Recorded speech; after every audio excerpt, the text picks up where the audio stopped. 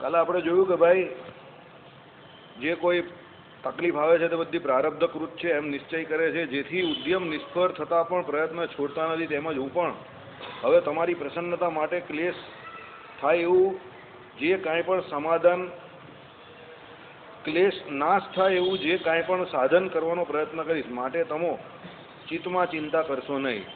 એટલે શું કહ્યું કે ભાઈ ઘણી વખત ભાગ્યે કરીને એમ કહી કે જે કંઈ દુઃખ આવી જાય, આપત્તિ આવી જાય, એ પ્રયત્ન કરવાથી પણ એ આપત્તિ કે દુઃખ દૂર થતું નથી, એનું નિવારણ તમને મળે જ નહીં. બરાબર? એટલા માટે આપણા જૂના લોકો કહી ગયા સમય સમયનું કામ કર્યા કરે. જ્યારે આપણે પોતે પોતાના કર્મે કરીને કે પોતાના પ્રયત્ન કરીને પણ આપણા દુઃખને જો દૂર ન કરી શકતા હોઈએ ત્યારે સમજવાનું કે આપણો સમય ખરાબ ચાલે છે.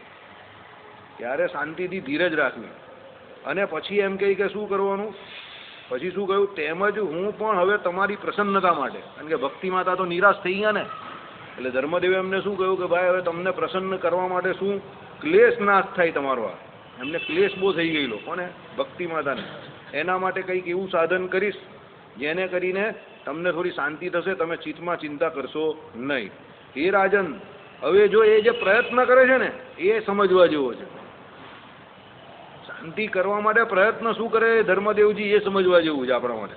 હે રાજન, ધર્મદેવ પોતાની પતિવ્રતા પત્નીને એ રીતે આશ્વાસના કરીને પછીથી શત્રુનો ભય નાશ થાય એવો સ્વ ઉપાય કરવું એમ એ અવસરમાં ચિત્તમાં ચિંતન કરવા લાગ્યા. આપણે કરીએ ને ઘણી વખત કે બહુ કોઈ માર્ગ ન મળતો હોય તો વિચાર કર્યા કરીએ કે આનું કેવી રીતે હવે નિરાકરણ કરવું. એમ આ બહુ હેરાન કરે છે તો આનું કેવી રીતે નિરાકરણ કરવું. કોઈ વખત આપણે પણ કોઈ ભારે એવો શત્રુ મળી જાય તો કેવી રીતે આનો ઉપાય કરવો. એમ મનુષ્યોને જેથી જલ્દી ઈચ્છિત ફળની પ્રાપ્તિ થાય એવા ઉપાયનો વિચાર કરતા ધર્મદેવના હૃદયમાં એકદમ પોતાના પિતા બાળ શર્માએ પોતાના વિવાહ પ્રસંગ પછી અસ્માકમ કુલદેવો અસ્તિ ઇત્યાદિ 4 શ્લોકથી ઉપદેશ કરેલા હનુમાનજીની સ્મૃતિ થઈ આવી.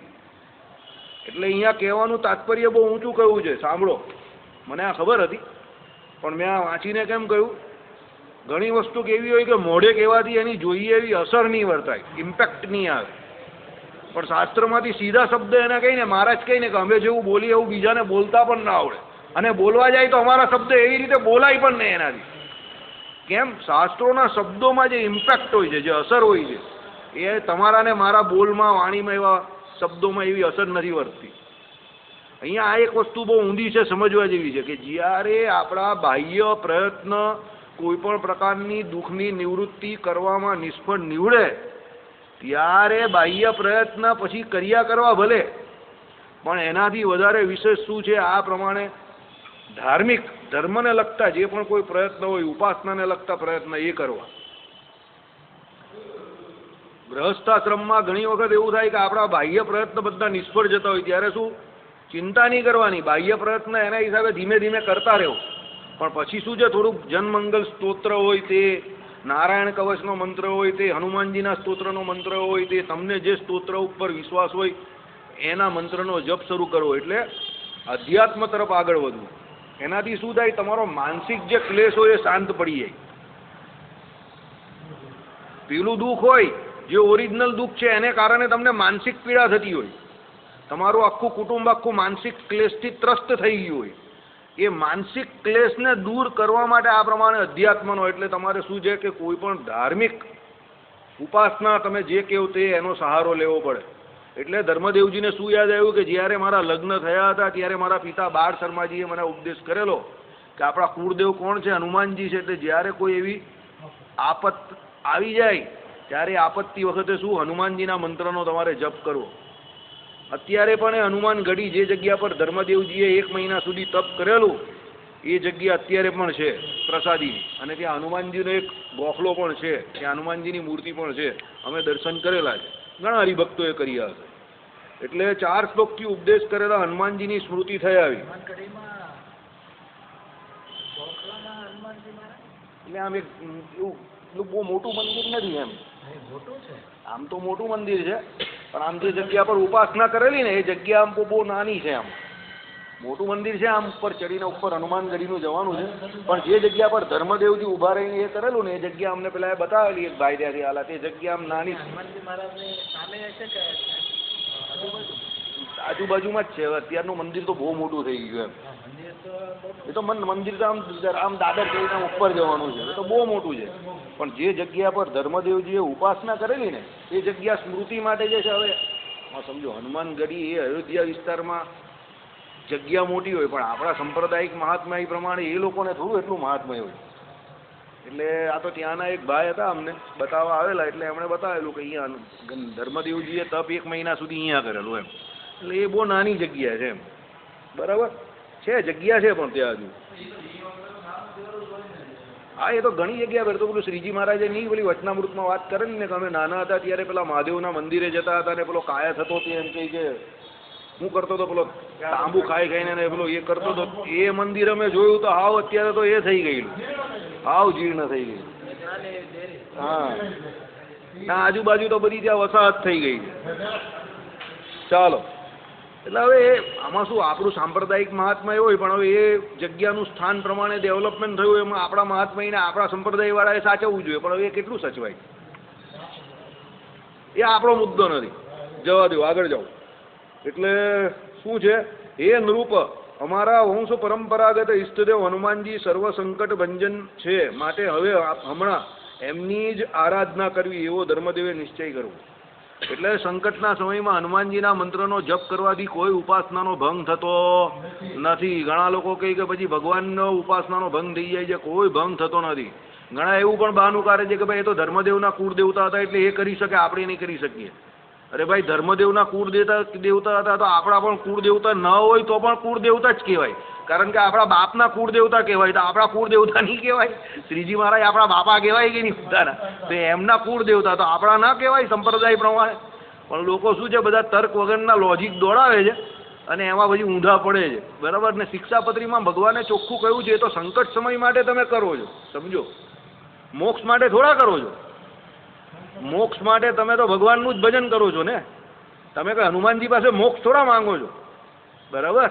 એટલે કહેવાનું તાત્પર્ય શું છે કે એમ કંઈ સંકટના સમયે હનુમાનજીના મંત્રનો જપ કરવાથી કે ભાઈ નારાયણ કવચના મંત્રનો જપ કરવાથી કંઈ તમારી ઉપાસનાનો ભંગ નહીં થઈ જતો, ઉલટી તમને ભગવાનનો નિશ્ચય વધારે દ્રઢ છે એમ કહેવાય. કારણ કે ભગવાને જે પ્રમાણે કહ્યું છે એ પ્રમાણે તમે વર્તો છો. હા ભાઈ તમે કંઈ અગ્રમ બગડમ તગરમ કરતા હો, જે શ્રીજી મહારાજે ન કહ્યું હોય તો એ તમારા નિશ્ચયમાં ખામી કહેવાય. પણ ભગવાને કહ્યું હોય એ કરવામાં કોઈ નિશ્ચયમાં ખામી નથી. બરાબર ના? કંઈ નહીં 2 મિનિટ ચાલવા દો. એવો નિશ્ચય કરીને જપ ફળની જલ્દી સિદ્ધિ માટે આપનારા પવિત્ર અયોધ્યા નામના ક્ષેત્રને પામીને તેમાં નિવાસ કરીને હનુમાનજીને આરાધના આચરવા લાગ્યા. એટલે હનુમાનજીની અમને આરાધના શરૂ કરી દીધી. હવે કોઈ બહુ માથાકૂટ કરે તો એને સીધું કહેવાય કે જો ભાઈ ધર્મદેવજીએ જ્યારે આ કરેલું ત્યારે તો શ્રીજી મહારાજનું અવતરણ નહીં થયું. પણ for your kind information, Dharmadev પોતે પણ શ્રી કૃષ્ણના ભક્ત હતા ને તો પણ હનુમાનજીના મંત્રનો જપ કરતા હતા. તો તું ઉપાસનાના ભંગની વાત કરતો હોય તો ધર્મદેવની શ્રી કૃષ્ણની ઉપાસનાનો ભંગ થઈ જતો હોય તો અમારી સ્વામિનારાયણની ઉપાસનાનો ભંગ થાય. બરાબર? અને ધર્મદેવને તો ભગવાને પોતાનું ધામ બતાવેલું ને ભગવાન એને ધામમાં લઈ ગયેલા, તો મને પણ લઈ જશે એટલો મને વિશ્વાસ છે. તને વિશ્વાસ નહીં હોય તો તને ના લઈ જશે. ને ધર્મદેવજીને જેટલું શાસ્ત્રનું જ્ઞાન હતું એટલું અત્યારના કોઈ લબર મુછિયાને છે નહીં, એટલી મને ખબર પડે છે. ધર્મદેવજીને જેટલું જ્ઞાન હતું શાસ્ત્રનું કે શું કરવું ના કરવું, એટલું અત્યારના કોઈ લબર મુછિયાને ખબર નહીં પડે, એટલી મને ખબર છે. એટલે એવી કોઈ ચિંતા કરવાની નહીં, શાસ્ત્રો દ્વારા જ નિશ્ચય થાય. યાદ રાખજો, મોડે કરીને કોઈ ગમે એટલી વાત કહી કે અમારી પરંપરામાં આવે છે ને અમારામાં તો આમ જ છે ને અમારી આ પરંપરા ને પેલી પરંપરા, એ બધી પરંપરા જ્યારે શાસ્ત્રની વાત આવે કોરાણે મૂકી દેવાની, અભરાઈએ ચરાવી દેવાની. એવી બધી બહુ અંધ પરંપરા ચાલે છે દુનિયામાં. જેને સમયસર અભરાઈએ નહીં મૂકે તો પછી અંધાધૂંધી ફેલાઈ જાય. અત્યારે દુનિયામાં જેટલી અંધાધૂંધી છે ને એનું કારણ મુખ્ય અંધ પરંપરા જ છે. બરાબર? ચાલો, આરાધનાનો પ્રકાર કહે છે. ધર્મદેવ અસુર સમૂહો પોતાની વિપત્તિ નિવૃત્તિની પ્રવૃત્તિ ન જાણે એ રીતે પ્રતિદિન હનુમાનજીના મંદિરમાં જઈને તેમનું યથાવિધિ પૂજન કરીને તેમનો 16 અક્ષરનો મંત્ર એ જ સ્વરૂપ જેમનું છે, એટલે 16 મંત્રાક્ષરો જેમાં છે એવા સ્તોત્રનો પ્રતિદિન પાઠ કરવા લાગ્યા અને પછીથી મંત્રનો જપ કરવા લાગ્યા. 16 શ્લોકના એ સ્તોત્રનો અનુવાદ કરે છે. આ 16 શ્લોકને મધ્ય પ્રથમ શ્લોકમાં પ્રથમ અક્ષર, બીજા શ્લોકમાં બીજો અક્ષર, ત્રીજા શ્લોકમાં ત્રીજો અક્ષર એવા અનુક્રમથી એક અક્ષરનો સમુદ્ધાર કરતા નમો હનુમતે ભય ભંજનાય સુખમ કુરુ આવા મંત્રનો ઉદ્ધાર સંભવે છે. માટે આ સ્તોત્રની મંત્રરૂપતા જણાવી. તે આ મંત્રરૂપતા અંતે ઇતિ શ્રી હનુમત સ્તોત્ર પ્રતિશ્લોકૈક વર્ણકમ આ શ્લોકથી સ્પષ્ટ કરશે. હે હનુમાન, અંજનીના પુત્ર, આપને નમસ્કારો. હું નમસ્કાર કરું છું. પવનના પુત્ર બહુ બુદ્ધિશાળી, શ્રી રામના દૂત, કાર્ય નિવેદન કરનારા, દેવાદિકોએ પણ પૂજ્ય, વાનર અધિપતિ, સુગ્રીવના સચિવ, સહાય કરનારા એવા આપને નમસ્કાર છે. નમો અસ્તુ આ પદ પ્રત્યેક નામની સાથે જોડવું. શ્રીપતિમ શ્રીધરમ સર્વદેવેશ્વરમ ભક્તિધર્માત્મજમ